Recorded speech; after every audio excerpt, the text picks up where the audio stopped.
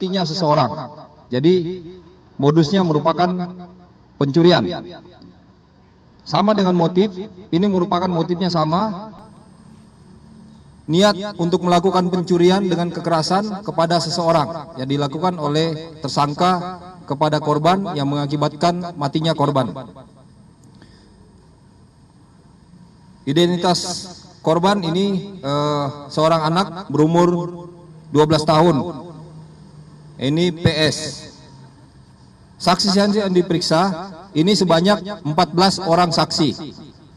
Dan identitas tersangka Rizaldi Nugraha Gumilar alias Ical bin Heri Gumilar, kelahiran tahun 2000. Alamatnya di Kelurahan Meleber, Kecamatan Andir, Kota Bandung. Kronologis kejadiannya di mana pada tanggal 19 itu tersangka pengen meminjam HP dari temannya, saudara G. Namun oleh temannya tersebut diledek bahwa kamu ini sudah tahun 2022 masih belum juga punya HP. Usaha dong. Nah, ini akhirnya membuat tersangka merasa sakit hati dan juga berniat untuk mencari HP, tapi dengan cara yang tidak benar. Akhirnya dia berniat meminjam sepeda motor. Kemudian setelah meminjam sepeda motor, dia kemudian keluar dan kembali ke rumahnya dan mengambil tas. Tasnya tersebut sudah berisi sangkur. Kemudian setelah itu dia keluar dan mencari sasaran.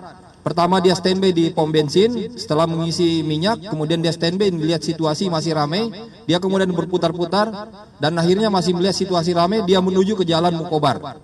Di Jalan Mukobar tersebut dia sempat berputar-putar. Ini juga relevansinya cocok dengan data yang kita temukan. Terlihat dalam CCTV tersangka menggunakan sepeda motor ini berputar-putar di sekitar areal TKP.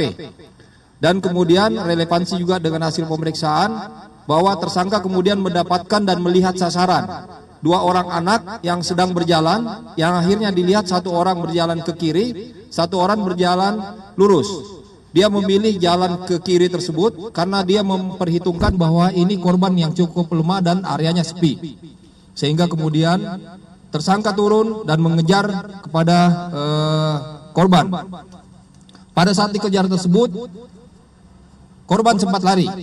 Namun kemudian begitu dekat langsung ditikam oleh tersangka. Setelah ditikam kemudian dilakukan penggeledahan terkait dengan tasnya, di mana akhirnya tidak ditemukan barang yang diharapkan tersebut. Nah, kemudian dia menggeledah badan juga tidak diketemukan, namun korban akhirnya berteriak. Setelah berteriak minta tolong, akhirnya tersangka melarikan diri.